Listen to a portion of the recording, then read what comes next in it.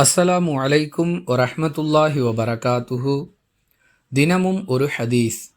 ஒருவர் தமக்கு முன்னால் தடுப்பை ஏற்படுத்தி தொழுது கொண்டிருக்கும் நிலையில் யாராவது அவருக்கு குறுக்கே சென்றால் தொழுபவர் குறுக்கே செல்பவரை தடுக்க வேண்டும்.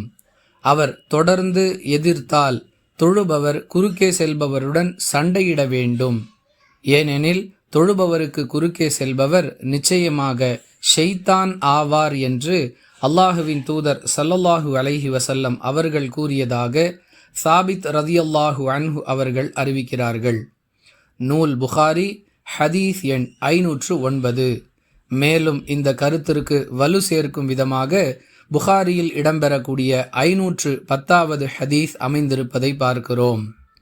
தொழுது கொண்டிருப்பவருக்கு குறுக்கே செல்வதால் ஏற்படக்கூடிய பாவத்தை ஒருவர் அறிந்திருந்தால் தொழுபவருக்கு குறுக்கே செல்வதை விட 40 நாட்கள் நின்று கொண்டிருப்பது தமக்கு நல்லதாக தோன்றும் என்று அல்லாஹுவின் தூதர் ஸல்லல்லாஹு அலைஹி வஸல்லம் அவர்கள் கூறியதாக அபு ஜுஹைம் ரதியல்லாஹு அன்ஹு அவர்கள் அறிவிப்பாக புகாரியின் 510வது ஹதீஸ் அமைந்திருப்பதை பார்க்கிறோம்.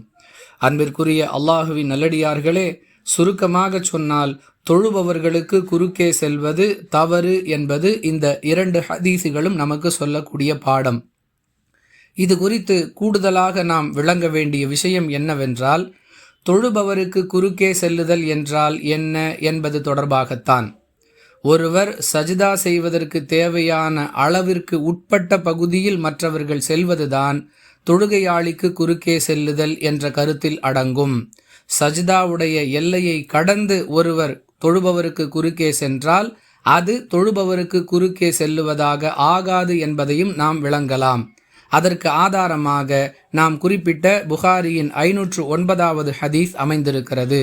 அதாவது, தொழுபவர் குறுக்கே செல்பவருடன் சண்டையிட வேண்டும் என்ற வாசகத்தை வைத்து பார்க்கும் பொழுது தொழுது கொண்டிருப்பவர் குறுக்கே செல்பவரிடம் எப்பொழுது சண்டையிட முடியும்? தாம் சஜிதா செய்யக்கூடிய எல்லைக்குள் ஒருவர் வந்தால்தான் அவரை தள்ளிவிட முடியும். அந்த எல்லையை கடந்து தொலைவில் செல்லக்கூடிய ஒருவரோடு தொழுபவரால் சண்டையிட முடியாது. இந்த வாசகமே நமக்கு இந்த கருத்தை தெளிவுபடுத்துகிறது. வேறுபாட்டை புரிந்து நடந்து கொள்வோம். வாஹிரு தஅவானா அனில் ஹம்துலில்லாஹி ரப்பில் ஆலமீன். அஸ்ஸலாமு அலைக்கும் வரஹ்மத்துல்லாஹி வபரகாத்துஹு.